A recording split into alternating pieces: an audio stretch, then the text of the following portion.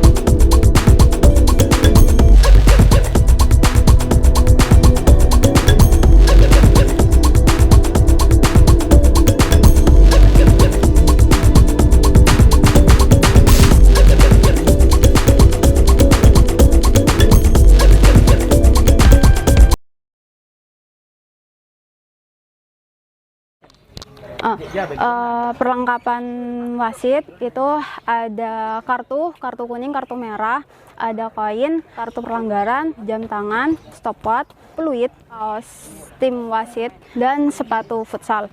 Terus untuk pemain itu ada sepatu futsal, ada kaos kaki, pelindung tulang kering, jersey. Terus dilarang menggunakan aksesoris baik itu gelang, kalung, anting, ataupun jam tangan. Dan untuk kiper itu ada perlindung lutut dan ada perlindung siku. Terus juga menggunakan jersey.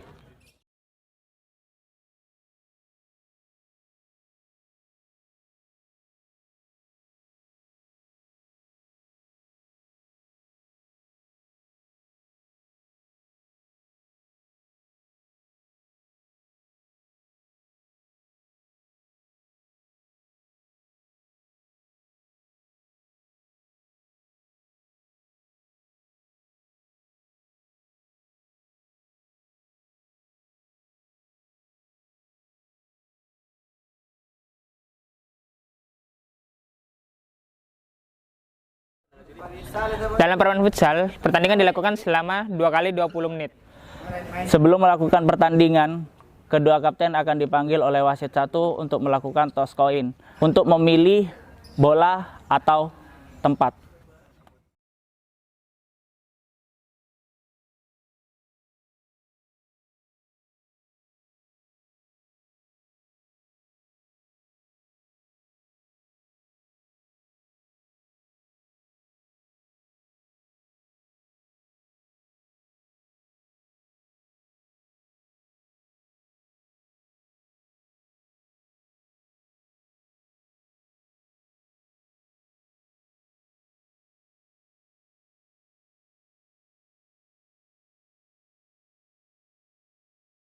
Untuk memulai babak pertama, wasit akan meniup peluit sebagai tanda memulai pertandingan babak pertama dengan kick off.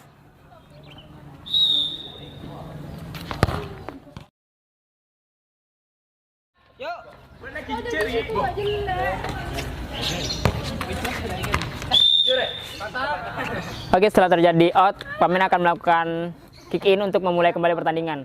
Dan jika pemain melakukan kick in dengan menyentuh garis out, maka akan dilakukan pergantian bola serang.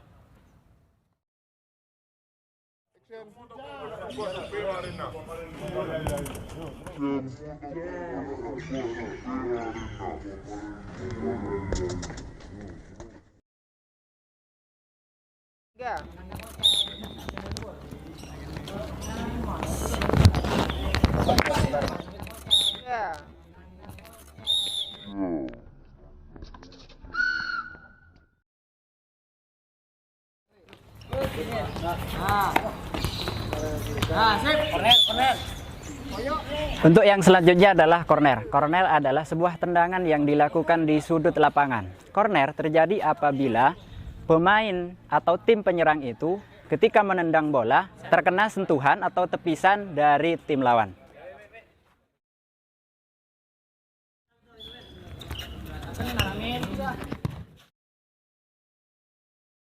Pelanggaran ini tidak dibenarkan oleh wasit karena dapat mencederai lawan dan juga membahayakan.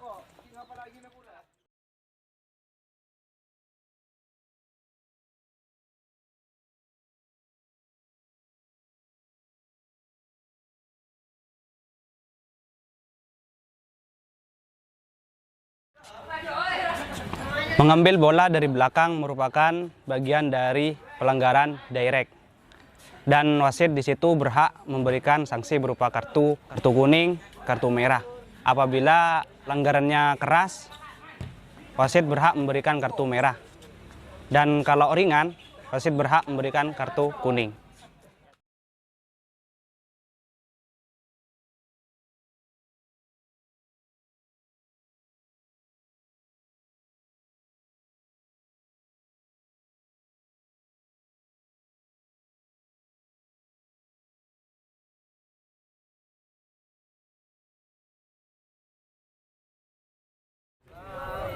Jika salah satu tim melakukan 5 kali pelanggaran ke-6, maka tim dapat hadiah skor penalti titik kedua. 3 and action.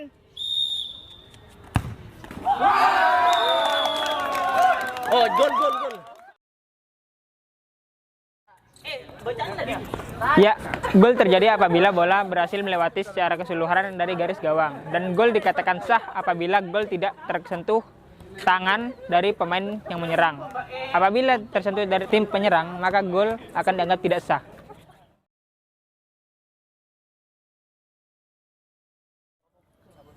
Kartu kuning diberikan kepada pemain yang melakukan pelanggaran keras, dan itu peringatan pertama.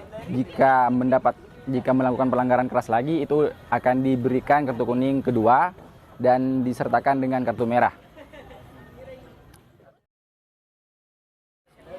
Kartu merah itu diberikan oleh wasit kepada pemain yang melakukan pelanggaran keras ataupun kasar, dan pemain yang dikenakan kartu merah itu langsung keluar lapangan, meninggalkan lapangan, dan mempunyai waktu 2 menit, tidak boleh diganti selama 2 menit. Apabila selama belum nyampe 2 menit masuki gol oleh lawan, itu tidak apa-apa diganti oleh cadangan. Seperti itu.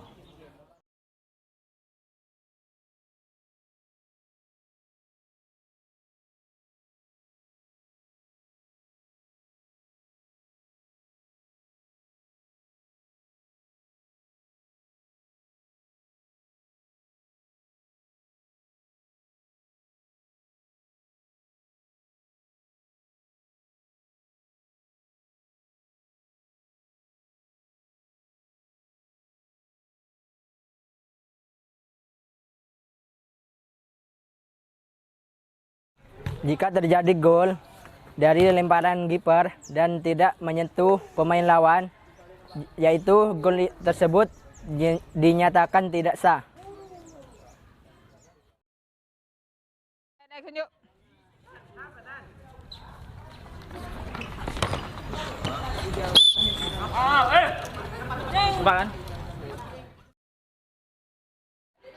Saat terjadi pergantian pemain cadangan menunggu di area pergantian pemain, dan pemain cadangan harus menunggu pemain yang dalam dulu keluar. Itu adalah cara pergantian pemain yang benar. Dan jika pergantian pemain yang salah, yaitu pemain cadangan masuk duluan, itu dinyatakan salah dan dikasih kartu kuning.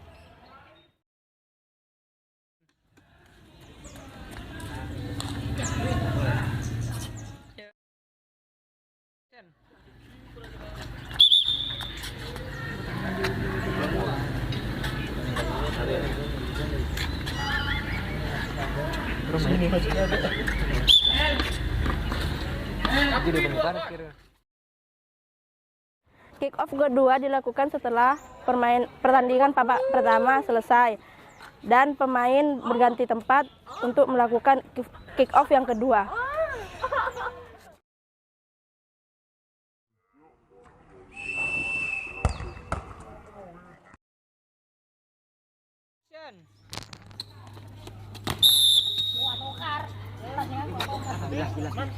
Hukuman bagi seorang pemain mendorong adalah hukuman penalti yang diberikan oleh wasit. Di situ termasuk hukuman direct. Baik, bola mati, pagar diwajibkan pasif sebelum bola ditendang. Karena pagar merupakan halang rintang untuk mengukur daya feeling bagi si penendang. Action.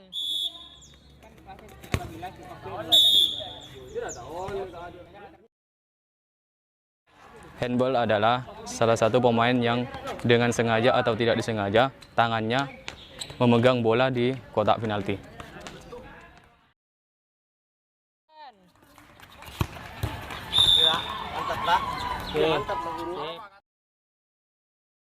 Yaitu jarak titik penalti berjarak dengan 6 meter yang titik penalti pertama. Lalu titik penalti yang kedua berjarak 10 meter.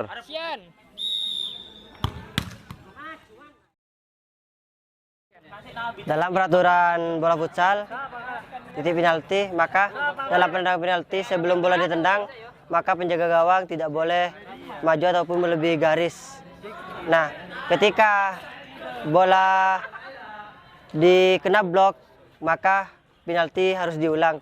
Tetapi ketika bola masuk ataupun tidak dibendung oleh penjaga gawang, maka itu hasilnya sah.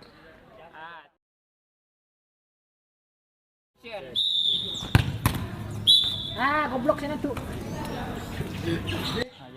Tahu sambung. Oh iya wes. Penjaga gawang tidak boleh menguasai bola dengan kaki atau tangannya di areanya sendiri selama 4 detik.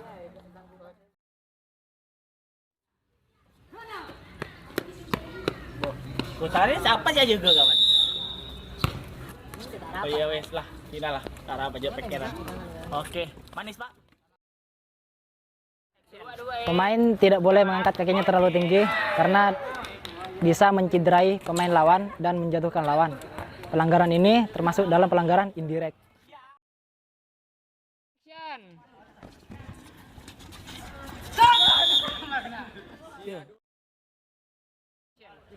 Ukuran lapangan nasional. Panjangnya 25 sampai 42 meter. Lebar 15 sampai 25 meter. Radius lapangan tengah 6 meter. Radius tendangan pojok 25 cm.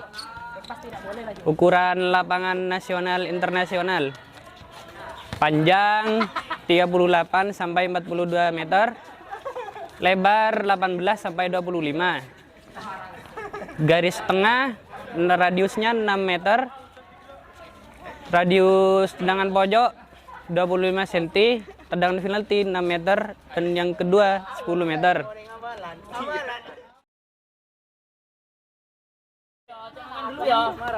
Untuk tinggi gawang 2 meter dan lebar gawang 3 meter. Hukuman untuk sepatu copot ialah langsung dikena kartu kuning.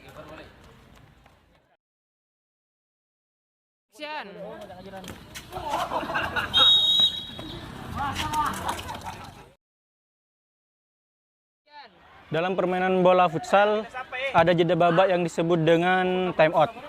Time out mempunyai waktu 1 menit dan official tidak boleh memasuki lapangan, hanya bisa memberi instruksi dari luar lapangan.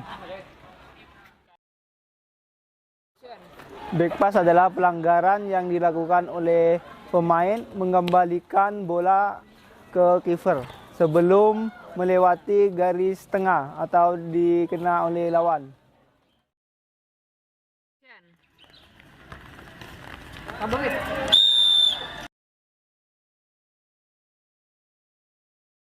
Di dalam pertandingan futsal dilarang memakai aksesoris karena aksesoris tersebut bisa membahayakan pemain lain dan dirinya sendiri.